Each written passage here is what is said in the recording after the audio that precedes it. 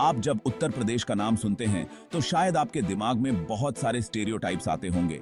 खराब इंफ्रास्ट्रक्चर, खराब health system, high unemployment, ऐसे लोग जो बहुत पढ़े लिखे ना हों, लॉर्ड और ऑर्डर की सिचुएशन बहुत खराब, कम्युनल टेंशंस और ना कोई बिजनेस ना कोई इंडस्ट्री।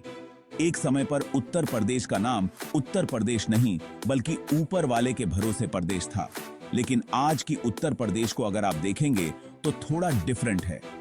तो वही स्टेट जिसमें एक समय पर जंगल राज चला करता था, जिसको गुंडे और माफिया कंट्रोल किया करते थे, उसकी law and order situation, education, infrastructure, यह सब इतना कैसे इंप्रूव हुआ है। देखिए, ये यूपी गवर्नमेंट और योगी आदित्यनाथ की एक बहुत क्लियर हेडेड, डिटरमिन्ड और लॉन्ग टर्म थिंकिंग का नतीजा है। तो आइए आज बात करते हैं कि उत्तर प्रदेश ने कैसे अपनी काया पलट की है। नमस्कार दोस्तों, स्वागत है आपका हमारे चैनल देसी टॉक्सिक में। ऐसी और वीडियोस के लिए सब्सक्राइब करें और बेल आइकॉन दबाएं। आपको शायद याद ही होगा कि उत्तर प्रदेश की एक समय पे कितनी बुरी हालत हुआ करती थी। इसको जंगल राज कहा जाता था। करप्शन इतनी बुरी थी, पुलिस के ऊपर इतनी बुरी तरह से पॉलिटिशियन का कंट्रोल था कि पुलिस का इस्तेमाल जर्नलिस्ट को परेशान करने में किया जाता था। कास्ट बेस पॉलिटिक्स पे पूरा स्टेट चलता था और ये कास्ट बेस डिवाइड और रूल पॉलिसी पुलिस पर भी इस्तेमाल की जाती थी। अलग अलग माफिया का गवर्नमेंट पे इतना इन्फ्लुएंस था कि जो गवर्नमेंट ऑफिसर्स इस माफिया को इन्वेस्टिगेट करते थे, उनकी नौकरी चली जाती थी। यूपी के टॉप पुलिस ऑफिसर्स अपनी नौकरी छोड़ते थे ये कह के कि यूपी की टॉप पॉलिटिकल लीडरशिप पूरी तरह से करप्ट है।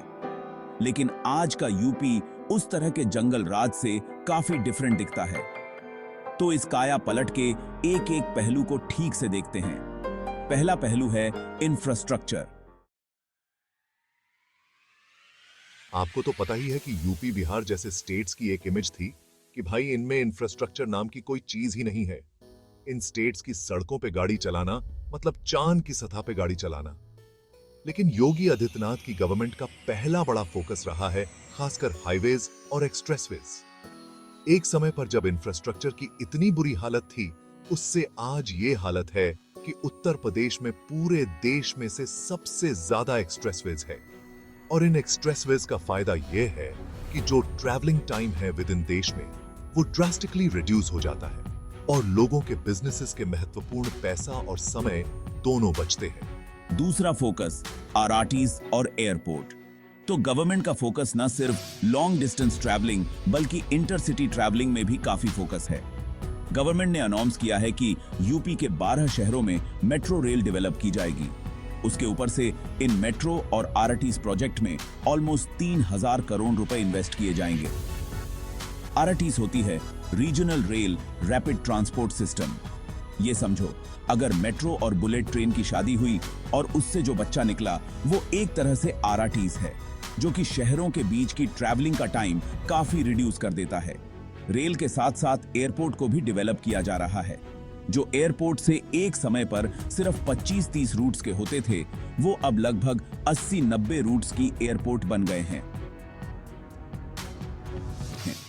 छोटे से छोटे शहर भी एयरपोर्ट से कनेक्ट किए जा रहे हैं। अयोध्या में तो एक फुल स्केल एयरपोर्ट डेवलप हो रहा है जिसका नाम है मर्यादा पुरुषोत्तम श्री राम एयरपोर्ट। अगला फोकस है गवर्नमेंट का हिंदू रिलीजियस प्लेस को डेवलप करना और उसमें एक टूरिज्म इकोनॉमी डेवलप करना। स्टेट गवर्नमेंट ने दिसंबर 2020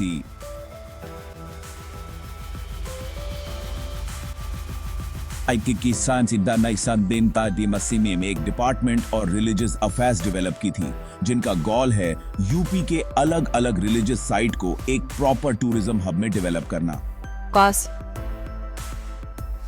फॉर एग्जाम्पल, जो राम मंदिर कॉम्प्लेक्स डेवलप हो रहा है, जो काशी विश्वनाथ कॉरिडोर डेवलप हुआ है और उनके साथ साथ और भी साइट डेवलप की जा रही हैं, जैसे कि मथुरा, नैमिषारण्य, चित्रकूट, विंध्याचल और गोरखपुर। कॉल है कि इन रिलीजियस प्लेसे को भी एक टूरिज्म हब में डेवलप किया जाए, जिससे कि काफी सारा टूरिज्म का पैसा भी उत्तर प्रदेश में आए। आपको पता है काशी में टूरिज्म कितना बढ़ गया है? कम से कम 150 गुना टूरिज्म बढ़ गया है। तो टूरिज्म का पैसा बढ़ गया है और जो एक्सप्रेस वेज ट्रेन्स और एयरपोर्ट डेवलप की जा रही हैं, उनका भी इन टूरिज्म हब्स में कनेक्टिविटी बढ़ाने में काफी बड़ा हाथ होगा। इंडिया की जो टेम्पल इकोनॉमी है, जो टूरिज्म इकोनॉमी है, वह बढ़ेगी। The introduction of advanced technology and increased manpower has significantly improved the law and order situation. We now have quicker response times and better crime-solving capabilities. The positive changes in law enforcement are evident, leading to a safer environment for both residents and visitors. Community policing initiatives have also strengthened the relationship between the police and the public, fostering trust and cooperation. Use YouTube audio library only. The health sector in Uttar Pradesh has seen remarkable advancements. New hospitals and clinics have been established, equipped with modern medical facilities and staffed by trained professionals. These improvements ensure that quality healthcare is accessible to all, significantly reducing the burden of disease and improving overall public health. Use Desi Toxic as watermark text. The state government's pro-business policies have attracted numerous industries, creating jobs and boosting the local economy. Uttar Pradesh has become a hub for economic opportunities and investments. Our focus on infrastructure development has made it easier for businesses to operate and thrive here. We have seen unprecedented growth in sectors like manufacturing, IT, and agriculture. These economic advancements are not only benefiting the state, but also contributing to the nation's overall growth. With continued support and strategic planning, we aim to sustain this momentum and ensure long-term prosperity for all citizens. Add bold subtitles with a popping effect. Uttar Pradesh's transformation is a testament to the power of dedicated efforts and visionary leadership. The state's journey towards progress and prosperity is inspiring, setting a benchmark for others to follow. As we look to the future, the continued commitment to development and innovation will undoubtedly lead to even greater achievements. Thank you for joining us on this exploration of Uttar Pradesh's remarkable transformation.